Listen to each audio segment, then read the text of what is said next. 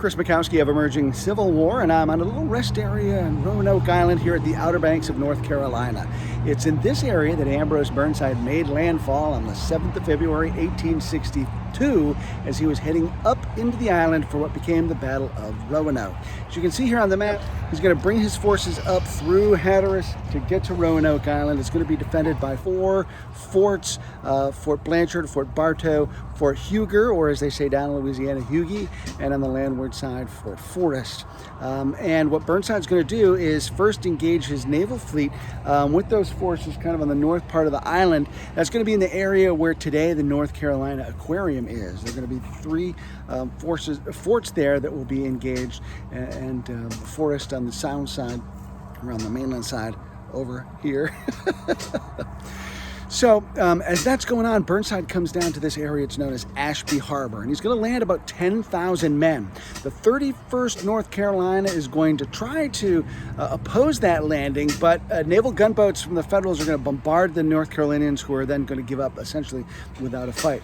Burnside will land his men here, but it'll be too late for him to advance, so instead he's going to wait until the morning of the 8th to push northward toward the modern village of Manteo.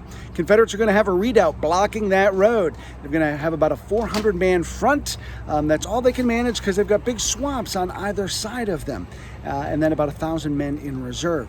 And at first they're successful at stopping the advance of the Federals. But there you can see my little junior partner, Maxwell James Mackowski. He's getting ready to follow in Burnside's assault. Thomas Greeley Stevenson, for whom Stevenson Ridge is named, the property that Maxwell's grandparents and mother owned. He was here. This is where he's going to make his debut. So Maxwell is walking in the footsteps of General Stevenson today. As the Federals push forward toward that redoubt, they discover that the flanks are open, but there are swamps on either side. The swamp's essentially just a big giant salt marsh, very swampy, very intimidating looking, but actually passable.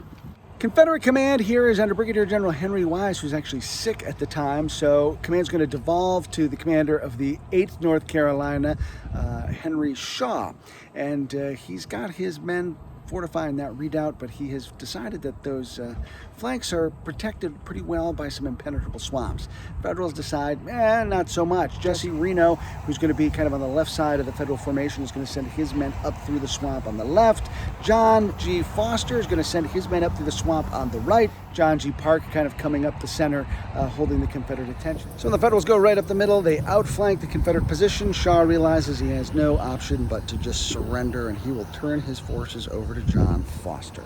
Federals are going to pretty much capture the entire Confederate force, lock, stock, and barrel.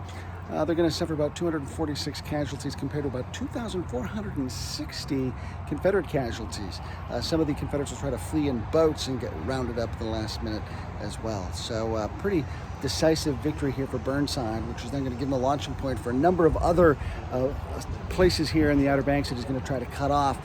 In essence, trying to stop a lot of the Confederate smuggling that's going on to bring supplies in to the Confederacy early in the war. The Outer Banks of North Carolina, I'm Chris Mackowski. We'll see you online and on the battlefield.